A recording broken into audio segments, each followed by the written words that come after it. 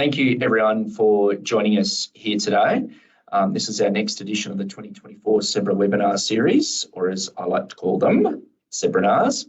My name is Richard Kane. I'm the Principal Director of the Innovation, Research and Education Branch in the Biosecurity Strategy and Reform Division here at DAF. Before we get started, I'd like to acknowledge the Ngunnawal people as the traditional custodians of the land we're meeting on, and recognise any other people or families with connection to the lands of the ACT and broader region. Wish to acknowledge and respect their continuing culture and the contribution they make to the life of this city and the region. Also extend that recognition to the traditional custodians of all other lands on which our staff and participants are gathered here today, as well as to all Aboriginal and Torres Strait Islander people attending today's CEBRAnar. Just before we begin, bit of housekeeping. I know we've still got a few people that are joining us during the presentation. It'd be good if you could just keep your microphones on mute and your cameras off. There will be plenty of time for questions at the end of the presentation. You can use the function up the top there by raising your hand, or there is a chat function as well. So as things are going along, you can start to add those questions in, or I'll prompt you at the very end as well. We'll leave a bit of time there for questions.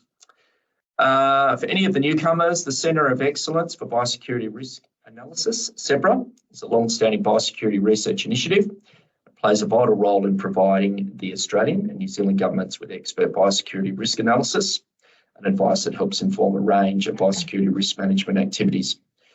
Today, we are lucky enough to be joined by Associate Professor Susie Hester, Deputy CEO and Chief Investigator at CEBRA, to discuss evaluating shared responsibility programs. Shared responsibility has been a real focus over the last decade, with extensive stakeholder consultation a continuing requirement. Today, you're very lucky enough to hear about how CEBRA is working with stakeholders to improve future design and evaluation of general surveillance programs, which can result in improved reporting of pests, disease and weeds by the community. Associate Professor Hester is the Chief Investigator within CEBRA and has been part of the team since circa 2009. She studied economics with an honours at the University of WA before then spending 2 years as a research officer with the Australian Bureau of Agriculture and Resource Economics here in freezing Canberra as it is today. She arrived at the Uni of New England's Department of Agriculture and Resource Economics in 94 before commencing a PhD in 95. Post-PhD, she's had a number of research roles before joining CEBRA. But before I throw to Associate Professor Hester, I would like to ask Dr. Andrew Pearce, who is also here with us today and is on screen. He's the Director of Invasive Species R&D in the Environmental Biosecurity Office at DAF. He's going to say a few words about his project before we then go across to Susie. Just before, I know we've had a few other people join, just before I do throw to Dr. Pearce, could everyone else just make sure you've got your cameras off and on mute, and at the end there'll be plenty of time for questions, I promise. So over to you, Dr. Pearce, before we go to Susie. Thank you. Okay, yeah, thanks, Rich. Can you hear me okay? All good? Yeah, good morning, everyone. As Rich mentioned, I'm from the Environmental Biosecurity Office here in DAF. The office is developing capability in the general surveillance space around environmental biosecurity. The work is really the approach in terms of a community-based environmental biosecurity is a vital aspect to ensure that we get coverage across the country and primarily around first points of entry for exotic environmental pests and invasive species. So the work we've been supporting Susie's work for a little while now, and we see that there's a lot of potential in what Susie's working on. I recently attended a workshop with some other representatives and others who are also in the space of developing community-based environmental biosecurity, or more broadly, community-based biosecurity capability. The success of the surveillance programs greatly depend upon the fundamentals of each program, including its cost-benefit aspects and the evaluation of the program in terms of its economic dimensions. So during that workshop, Susie received, we went through the tool, which will be used to evaluate the programs, economically evaluate the programs. It was a very productive workshop. There's a lot of work to sort of customize the tool that Susie was putting to the group, and it has a lot of potential, I think, to ensure that the future work around environmental biosecurity is efficiently undertaken. And so we're really looking forward to seeing how it plays out with the customization of the tool. I think there's a bit more work to sort of tinker with to make it as relevant as possible for the Australian circumstance and DAF's circumstance. And so we're looking forward to actually getting that tool up and running. So we'll hear more about that from you during the talk now, Susie. So over to you. Great, thanks. Rich, am I right to go? Good to go. If you want to try and share your screen, I'll just confirm before I duck off. Yep. Perfect. I think you just got a calendar reminder if you can remove that, and then the rest we can see your. Yep, perfect. Yeah. What about this window here? Is that a problem? No, all good. You're good to go. So okay. No, hang on a sec. Let's just see something for a moment. I might just stop sharing and do it again. It's okay. Just while you're doing that, just for everyone that I know we've had a few other people joining, so just make sure everything's on, microphone's on mute, camera's off, and any questions, there's the chat field up in the top left there. You'll see that little icon, or you can put your hand up at the end to ask any questions as we go through. We'll get to those at the end. Bear with me. I'm just trying to get my note screen up. Sorry.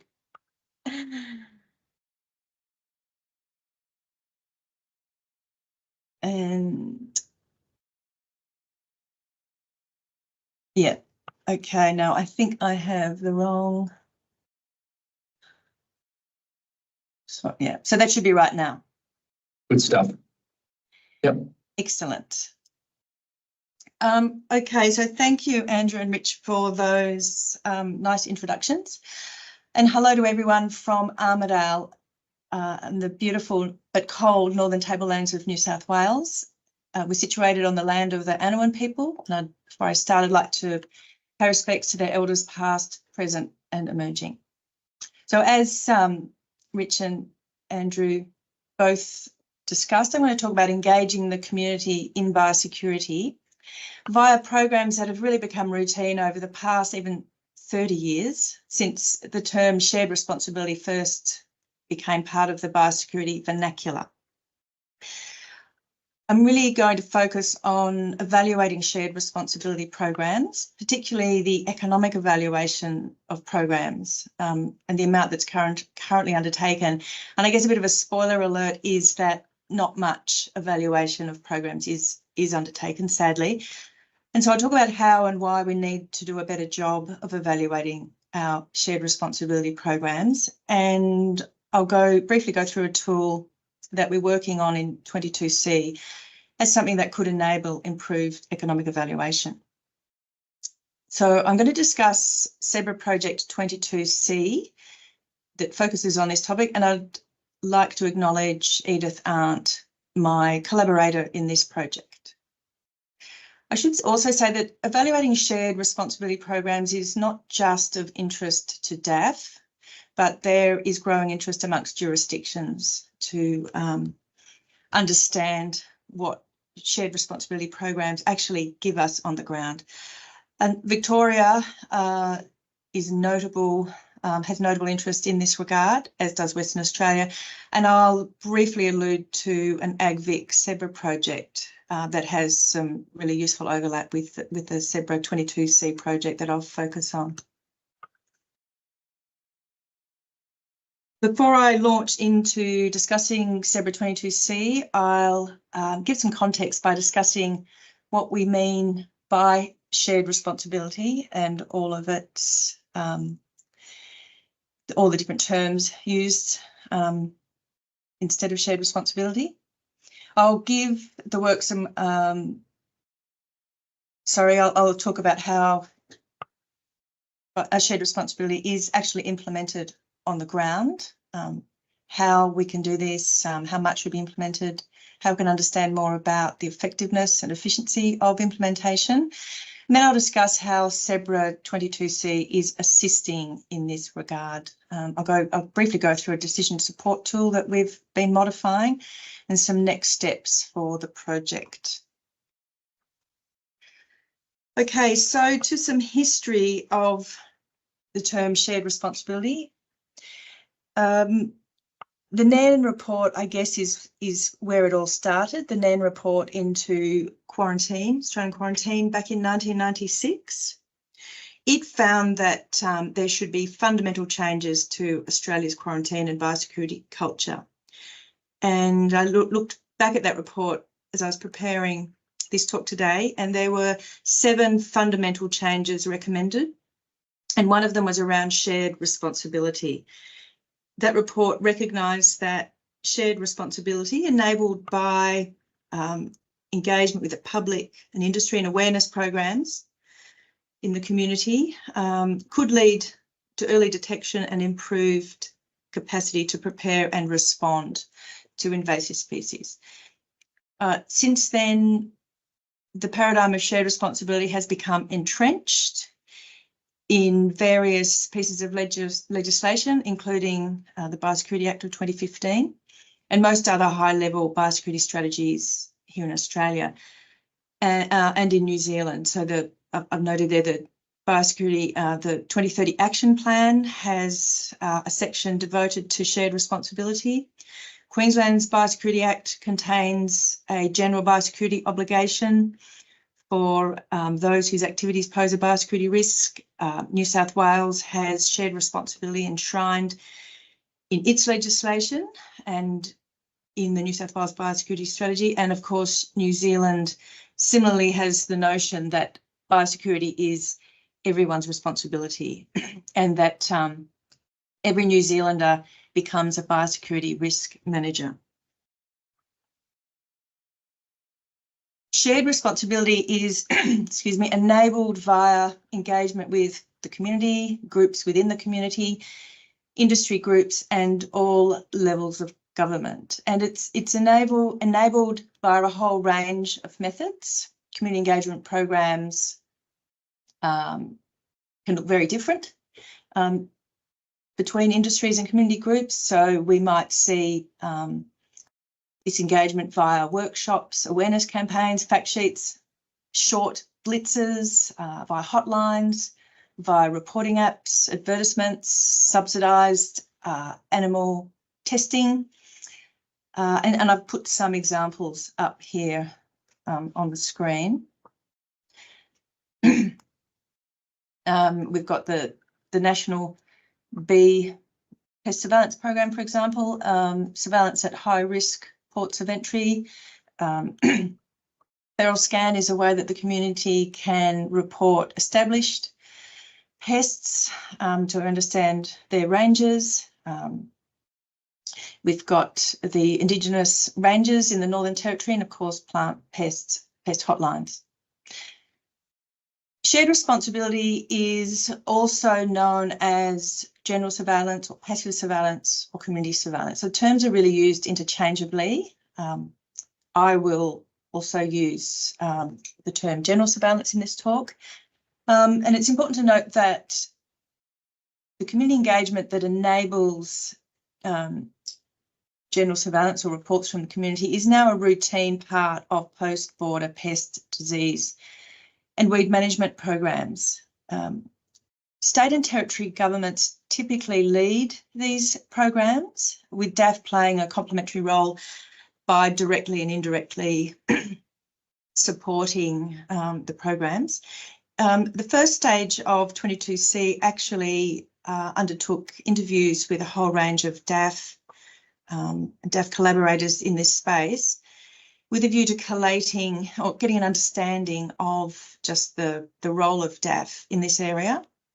And interviewees were able to name 60 programs that the department had been involved with in the past 5 years. And that involvement was either via in-kind or cash supports. So we can say that DAF support in this area is substantial. We don't actually know the value of the cash support or the in-kind support. Getting that has been difficult. We've tried, but more on that shortly.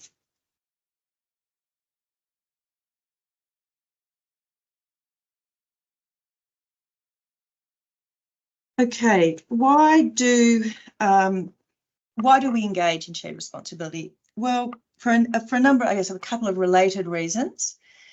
Firstly, because of the surveillance capacity of the community and groups in the community and industry. They're effectively their eyes on the ground.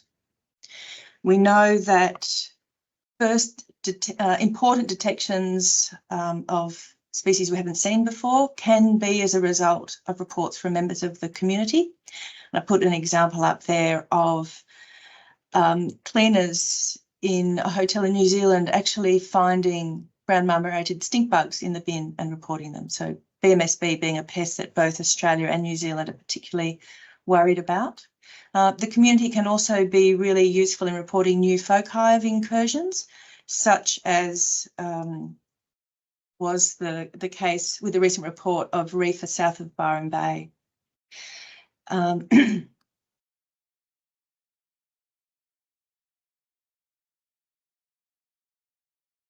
And the community can be also very useful in monitoring known risks. And I've got the example there of an alert poster for polyphasic shothole borer in Perth. Of course, a member of the community did find this pest originally, but now the community is being asked to keep an eye out. So they're good at monitoring known risks. And feral scan, as I mentioned earlier, is also another tool that shows how the community can be useful in reporting known risks. Reports from the community or shared responsibility is, I guess, perceived as a low-cost way of gathering surveillance information when compared to the cost of surveillance is carried out by trained biosecurity officers, which we would call active surveillance. Reports from the community can lead to shorter management programs, and I guess, as I mentioned, these programs are seen as a free or cheap source of surveillance, which, as those of us who work in this space know, is not really the case.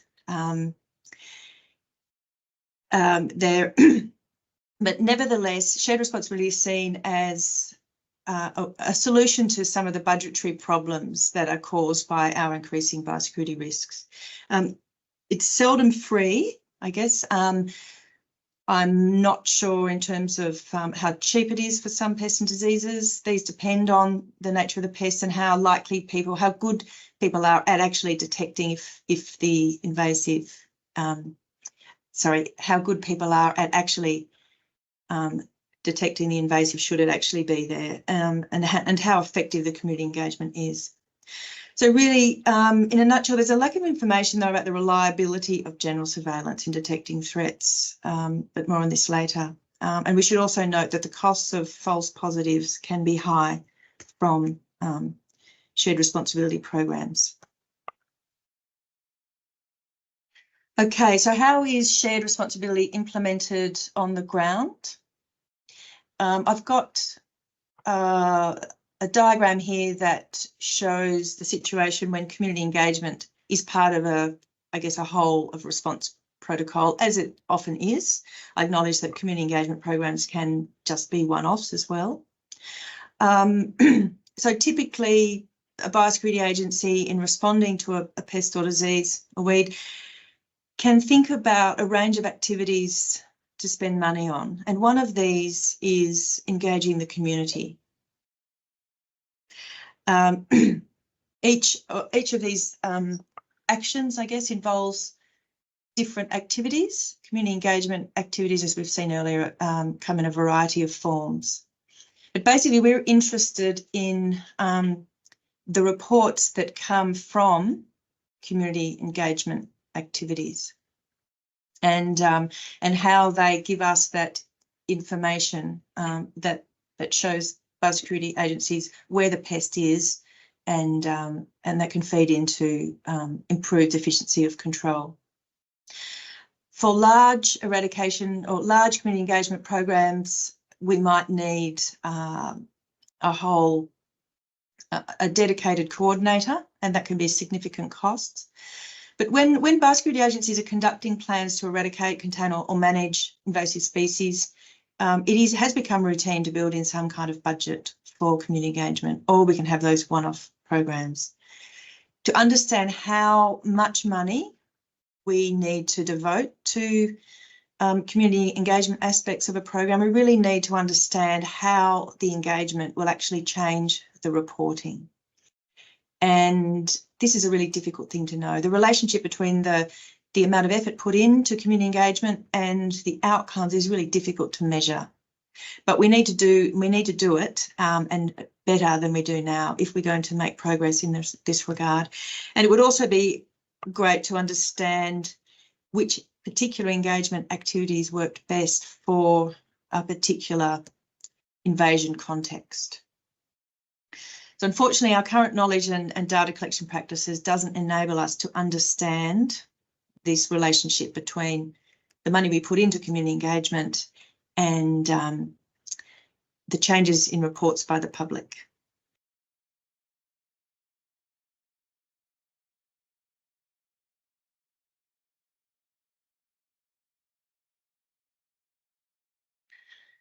Okay, so what do we know about shared responsibility programs implementation? Well, unfortunately, we don't know that much, even though we have a huge number of shared responsibility programs underway at the moment, and we've had them in the past. We really don't know what sort of bang for buck we get from them. I've put up some snippets of information that are available in the literature. I guess one of the seminal studies was work led by Oscar Cacho under CEBRA, the predecessor to CEBRA, and it was on reefer eradication. And most of you will be aware that Biosecurity Queensland has put a lot of money into community engagement for reefer because we know that the public are really good at detecting that pest. Through simulation, that study found that there's a return on investment of $60 per dollar invested in community engagement. So that's huge.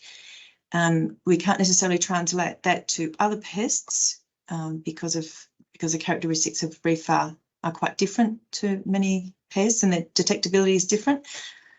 We also know from a study by Simon Barry and Peter Cayley that the characteristics of pests actually affect the level and reliability of community reports.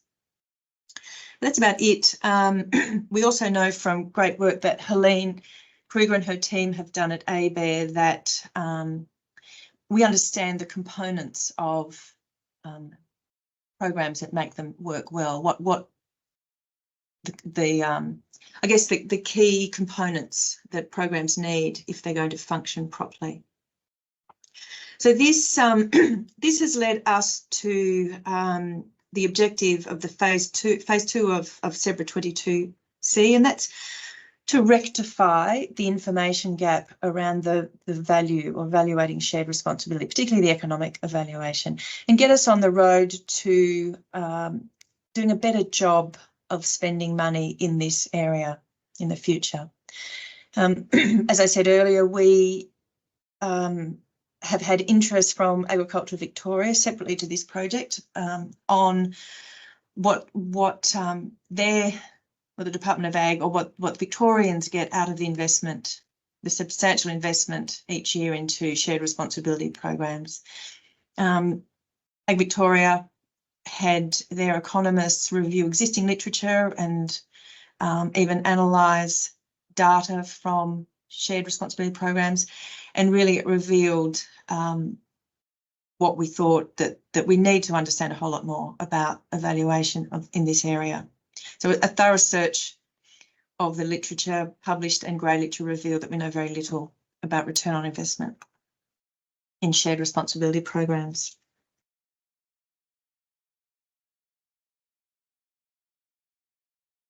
I've listed, I guess, the outcomes from general surveillance programs that came out of our interviews with the stakeholders in DAF and collaborating with DAF. And these can loosely be thought of as useful surveillance data, early detections of pests and diseases, or even understanding where we don't have pests and diseases. Another outcome of general surveillance programs is to raise awareness of biosecurity. Useful biosecurity networks can form as a result of general surveillance or shared responsibility programs. And there's also knowledge and capacity building are raised as objectives and outcomes of general surveillance programs. Unfortunately, we're not very good at measuring what these outcomes mean on the ground. And I should say here that we need to differentiate between evaluating outputs and knowing what the outputs of programs are and outcomes. So agencies are really good at talking about how many people are engaged in these sorts of programs, how many flyers are distributed, how many workshops were held, and so on. But we need a way of understanding what actually happens on the ground in terms of pest and disease management as a result of these programs. And this will allow us to value the benefits of the programs and get us some way into understanding the cost benefit of these programs. So, for example, we could think of surveillance data, early detection data, as saving us management costs in terms of the length and duration of eradication programs, saving us time in terms of active surveillance, and reducing impacts of pest and disease spread. Raising awareness of biosecurity might lead to reduced impacts because pests and diseases are found early. And as we raise awareness, we might improve the information that's available for the future on various pests and diseases. Biosecurity networks allow us to save time during emergency responses because the networks are already there. And knowledge and capacity building might also lead to early detection. So we need to actually get it clear in our heads what the outcomes of these programs are that we hope for and how we need to value them. As I said, we don't know this information now, so we're not able to answer key questions about the benefits. We need to improve data collection and analysis in this regard. Which brings me to CEBRA 22C, and that is all about improving DAF's engagement in general surveillance. Phase one was, I guess, a fact-finding mission. We understood a bit of a stock take on the programs the department supports. We understood which sectors those programs were being supported in. We also we interviewed staff, external collaborators as well, and understood a whole range of information about general surveillance programs, what works well, what doesn't, what the benefits are, how they're resourced, how they go about designing programs, how they go about analysing programs, whether there indeed was any evaluation. And that was a really, really useful exercise. And one of the key findings from that was this lack of understanding about evaluation and what programs yet. So phase two of the project is about developing, or in our case, modifying a decision support tool that can assist staff with really simple aspects of evaluating general surveillance programs, budgeting programs properly, and then providing a tool to evaluate the programs. We found a tool that we think is fit for purpose with a small amount of tweaking, and it was developed in the UK in 2016 for citizen science, for evaluating citizen science projects in the environmental monitoring space. It involved ecologists and an economist, and we recently, Edith and I, were lucky enough to be able to talk to Michael Pocock, who still remains who still has familiarity with this project. We were able to have a great chat to him. He lamented the fact that the tool has not actually been rolled out more widely, but was very excited that this tool could be modified and live on in the biosecurity space, and he gave us permission to modify the tool. So I'm going to run through the tool very, very briefly. We had a workshop a couple of weeks ago where we took users through the tool and got some really useful feedback from it. Basically, it's a simple spreadsheet tool with a whole handful of individual worksheets. Worksheets contain screening questions just to make sure the person developing the program has really thought about it deeply enough. The users can put default values in for costs of their programs, and there is scope to put in to value the benefits. Now, at this stage, the benefits are basically related to the value to participants, health and education values to benefits, or they were. We've now added a spreadsheet in to capture the benefits from reducing impacts from early detection. And there's a screenshot of the, I guess, of the graph of the spread of the pest. The blue line shows a situation where eventually the pest is likely to be detected by anyone in the community, but a general surveillance program might be aimed at much earlier detection. And so that spreadsheet with additional parameter values can be used to understand the benefits from early detection. And that comes from work that Tom Compass has undertaken. Of course, as you can imagine, there are some unknown parameters here, but it's a way, I guess, to allow users to understand the on-ground impacts, the potential on-ground impacts of their program. Interviewees, when they were going through the benefits of programs, were talking about many of the less tangible benefits that are very hard to monetize, and these are, I guess, where we often get stuck in evaluating general surveillance programs. The tool comes with a spreadsheet on multi-criteria analysis to capture these less tangible benefits and costs of general surveillance. I've just got the benefits shown here, and users can determine the relative preference for different options using slider buttons. And of course, this relies on expert judgments. But as you'll see in a moment in the outputs sheet, this aspect can be turned on and off. So we ran our users, our testers through this at the workshop, and it was generally well received, noting that we still need to do, I guess, a better job with the training materials of making people aware of what's really going on behind the scenes here. And and there's a really neat output summary from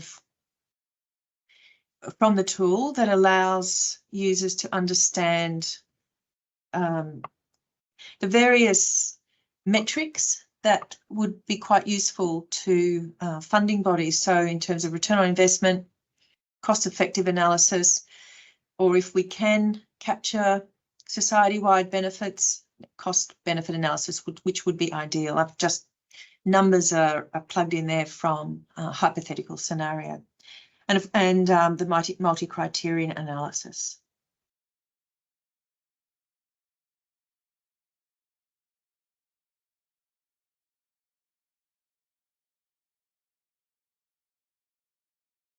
Okay, so the next steps in 22C are to continue testing the tool with end users.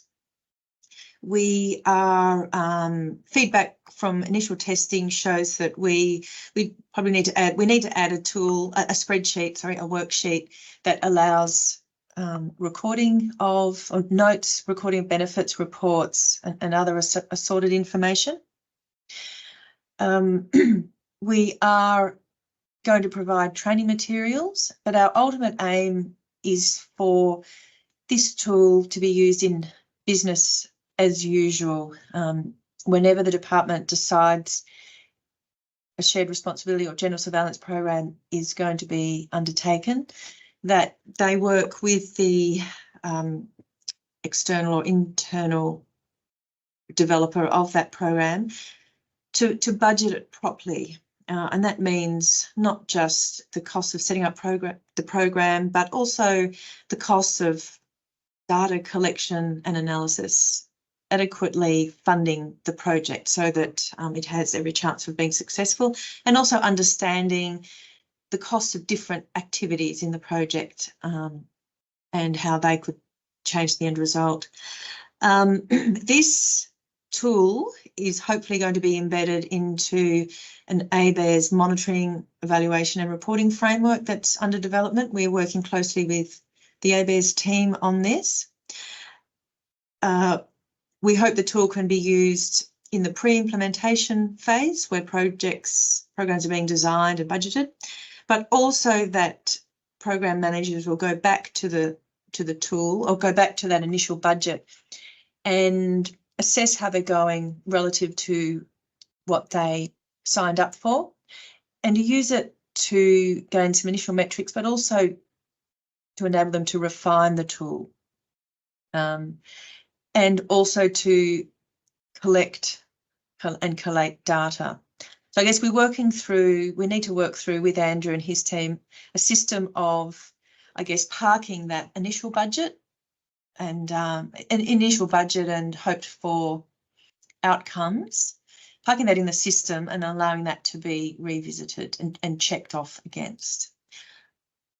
The ultimate, a really nice outcome of this work in the future, given collation, I guess, of a range of case studies and publication or having a range of case studies that have been evaluated in this way would allow some of us to do meta-analysis of programs so that we can understand the sorts of outcomes that occur for different pest invasion scenarios, so the different activities and what they've led to, and ideally understanding the reliability of reports from members of the public. So that's what we hope to achieve. I have a nice graphic there from an upcoming chapter in a CEBRA book that talks about the different types of surveillance, and one of them is, one of the things we don't know about, I really would like to know, is this reliability of the more opportunistic surveillance that comes from shared responsibility programs.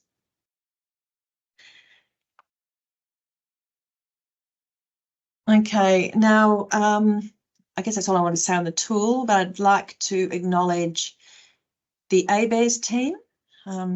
We work very closely with them in phase 1 of the project, and we still meet regularly with them in phase 2 so that we can make sure our tool is going to wedge in nicely with their framework. I'd also like to thank the 28 plus interviewees and focus group members from the department and external collaborators who were very giving of their time and information around shared responsibility programs, what works, what doesn't, and what they wish they could do in terms of evaluation. I'd also like to acknowledge the more than 20 program managers and program leads in Biosecurity Victoria, because their work has also helped, that project's work has also helped this CEBRA 22 C project. Final thank you to Michael Percock from the UK, who's in touch with us about this project and was also very sharing of his time. Thank you. Thank you very much for that, Susie. That was excellent. I'm just going to, while you're doing that, throw it open in case anyone's got questions. There's a couple as we go through here, but just while we're waiting, so you can either throw your hand up or put your screen on so I can see. But just one for you, and it's a bit of an open-ended one, but do you think the improved reporting would improve our ability to control emerging pests like fire ants, stink bugs, and the dreaded varroa mite? Look, I think for some pests, yes. The work that showed that huge return on investment in shared responsibility programs in REFA would suggest that could indicate how much more money we should be spending in that aspect of surveillance. So to my knowledge, that result, the 60-to-1 return on investment, isn't necessarily used to work that out, but potentially, I mean, who knows, potentially a larger proportion of the funding for REFA could go into community engagement, because we know for that pest in Australia, the public are really good at finding new outbreaks that can be quite a way away from the known eradication zone. And I think I've been in touch with Ian Turnbull from New South Wales DPI, and indeed he and his team had spent 18 months on community preparedness, community engagement, and it seems to have paid dividends with that detection in Wardell, south of Byron Bay. So look, it depends on the context, but for REFA, I definitely think there's scope to dramatically increase funding for community engagement.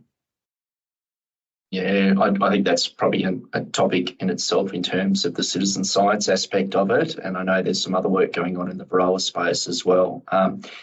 Just while we go through another one here for you, and with improved surveillance programs, which pests, disease and weeds do you think will be the most reported by the community? I think we know a little bit about this from the CSIRO work, but when pests are quite cryptic in the environment or can be easily confused with native species, so for example, brown marrow-red stink bug does look quite similar to some of our native stink bugs. That can be really hard. REFA are a tiny little ant. Ants can be really hard to identify, but I guess REFA stings in a way that it seems that our native ants don't. So that's, I guess, the mechanism for the public to report those. So the more cryptic the insect, really the harder it is for the community to detect it. It might be that we're better off relying on active surveillance for some of those pests. The community are great at identifying the big established pests, of course. Some diseases also, myrtle rust, due to its colour, I guess, on leaves, can also be readily detectable. And flowering weeds, certain times of the year, can be readily detectable by the community in the landscape. Yeah, good one. All right, come on, don't be shy. Had a couple that come through. Here we go. Anita's got a hand up. I won't read it out. You can fire away first, Anita, and then after that we'll throw to Marion. I don't know if you can read those that are in there in the chat field as well. Susie, it might be a bit hard to see from your side. Yeah. But Anita, do you want me to read it out, or do you want to you want to say it's up to No, you? that's fine. You should have a mic from me. Can you hear me? Yeah, we can. Yes. Yeah, fire Okay, away. great. Look, I'm just really interested with the investment and the notion of, you know, actively budgeting for community engagement. You know, is there a point where we say, look, this is a concerted effort and a real strategy to drive community reporting, or is the engagement for awareness and that strategy really the one and the same? And it really depends on the investment in other things, such as the tools available for people to report, that is the dividing line between we're making people aware of biosecurity and encourage them to report, and so we've actually got a strategy for community reporting in place. Thanks, Anita. There's a lot of unknowns here, and it's interesting that even elucidating what the point of a program is can be difficult on ground. Lots of the outcomes, I guess, are many for most programs. We wish we knew more about the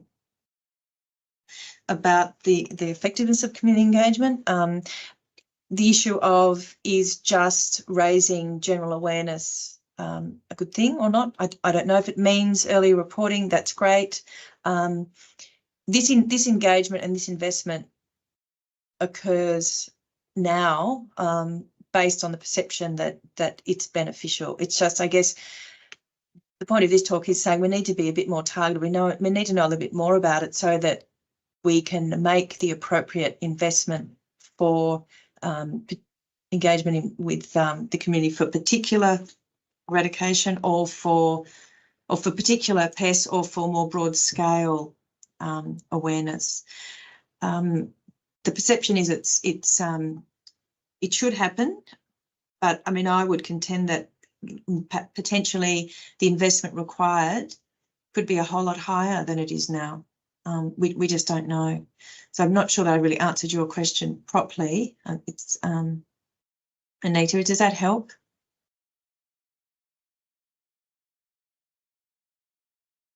It does. As I say, I'm particularly interested in, I guess, whether there's a correlation between the success and you know, the different sort of tools that people might have to then use to do that reporting.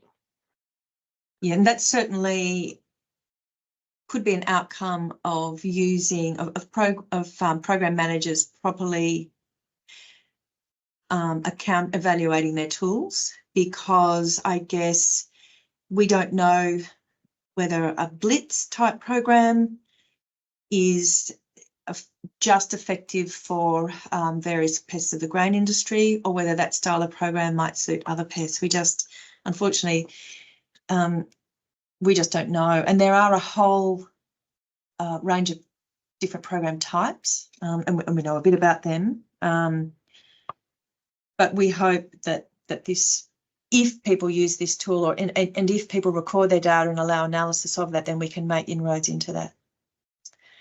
Look, I just saw Helene's hand up. Maybe it's related to that answer. I don't know. You beat me to it. I was just about to say, Helene, do you want to jump in before I throw to Marion? I'm sure. Yeah, I was hoping I could add a few thoughts based on the work we've done a few years ago. And the first thing I'll say is that awareness is an important thing, but what we found in the case studies that we looked at, it's only one component of what helps people to report.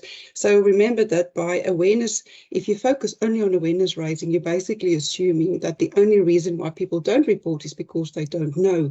So we need to make them aware and then they'll report. But what we found is that in many cases, it's more than that. It's not only awareness. It's things such as the motivations of people. Often people participate in these programs not because they that concerned about biosecurity, but there's other benefits. For example, with the pantry blitz, many people participated because it gave their kids an opportunity to participate in hands-on science. Or private vets participate because of the subsidies. It helped them deliver a better a service to their clients, or ports participate in SWASP in WA because it gives E&D&I gives them access to biodiversity data. So as you can see, those motivations don't have that much to do with awareness. So that's why that engagement with these groups are important, to understand them, to understand where they're coming from. And often programs need to adjust to what those motivations are. Sometimes there are barriers that awareness is not going to overcome. One vet we spoke to referred to another state that they were working in, and a barrier was the amount of paperwork they had to fill in. And they would be in the field and say, I look at something and think, I probably need to put this through as a significant disease investigation. But if I think of, after a busy day, all the paperwork I need to fill in, I just go, that's too much. I'm just going to treat. So as you can see, awareness doesn't resolve all motivations and barriers. So that's why engagement needs to be more than just awareness raising. So I hope that helps.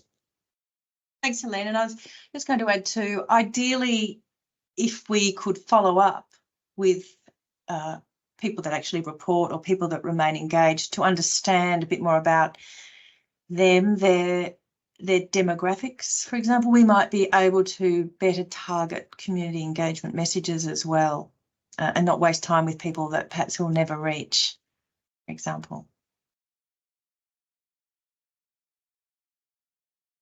Marion, thank you for being patient. Oh, no problems. Thanks, Susan. Great presentation, really interesting.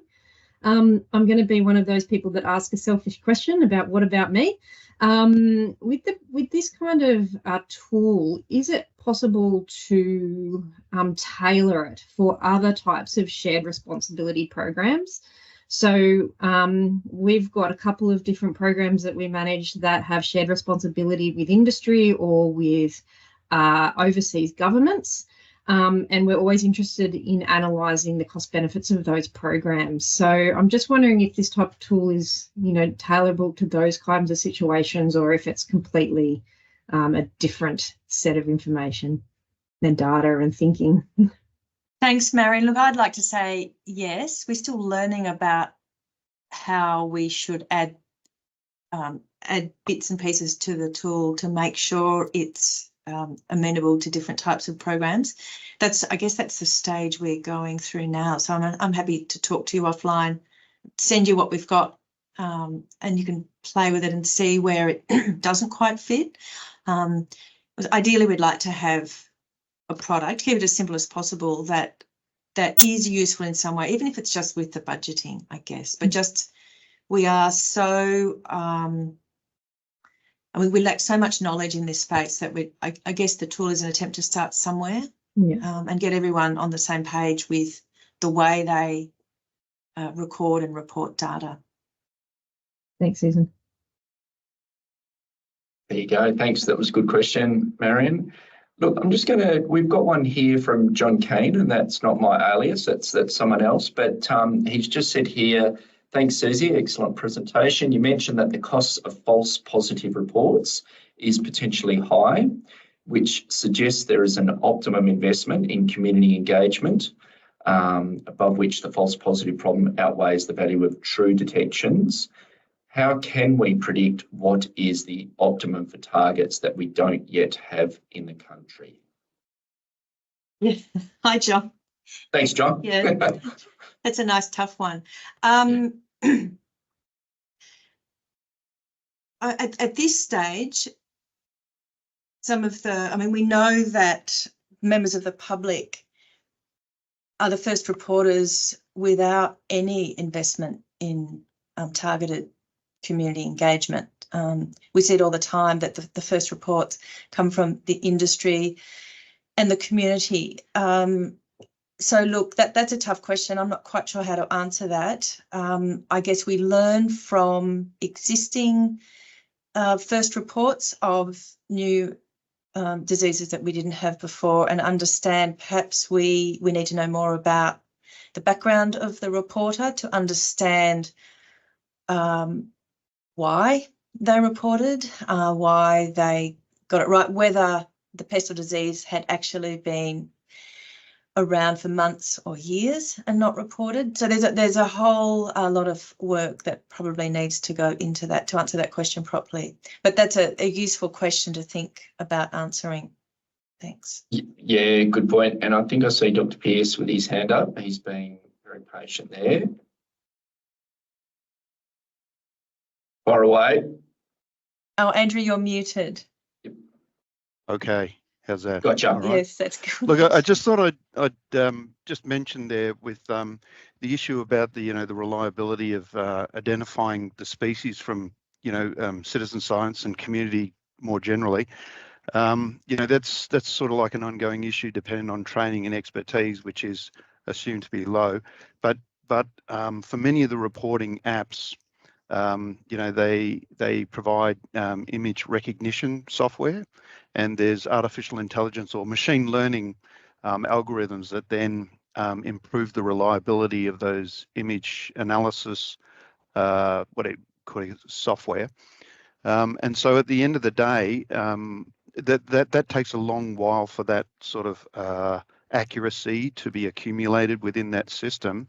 But what that will do, it's used in conjunction with experts vetting. So there's systems in place where someone could report a species, and then they'll get confirmation from other more experienced users of the same system to confirm the identity one way or the other or not. And so at the end of the day, with that capability, any image that's presented to the system will give eventually, I think, down the track a little bit, will give a high reliability about, so you'll get, the correct identification, and then you'll only generate alerts of that set of species that you're genuinely concerned about. So that's something that is ongoing development that will really assist the reliability of those systems Susie's optimizing. Thanks, Andrew. And I guess that the issue is still getting people motivated enough to know that app is there, but to use it to report. And I guess having an app makes it very easy, easier than perhaps some other methods of reporting. And really, we just need enough people to be looking early enough and report, I guess. Yeah. That's a really good point, and a good example also of how AI and ML doesn't often get good press, but that is a good example of how it can be used to positively benefit us. So noting the time, and I'm going to draw it to a close. Thank you everyone for all of the questions and input so far. It's been excellent, but we are going to draw it to a close. Thank you very much to Associate Professor Hester. It was an excellent presentation, stimulated a lot of input. And for all of those who attended today's CEBRAnar, the recording will be sent out in due course, normally by the end of today. I think you should get that. Also, thank you to Dr. Pearce for his opening remarks and contributions there. So much appreciated. For those that are interested, if you could spread the word, the next CEBRAnar is locked in for Thursday, 27th of June. It's going to feature Associate Professor of Actuarial Studies, Economics, Ri Zhao, to talk about actuarial approaches to thinking about biosecurity risk. So Thursday, 27th of June, lock it in. We'll send some stuff out. That'll be out on social media. But thank you to everyone for attending today. Thank you to our hosts. Also, a special shout out to Lisa and the team for managing and organising all these. They do a good job and make me seem okay. So thank you when I'm hosting this, but much appreciated. Thank you, everyone. Hope you go and enjoy lunch or Senate estimates or whatever it is that you're off to do. Thank you all. Enjoy the rest of your day. Thank you, everyone. Thanks for listening.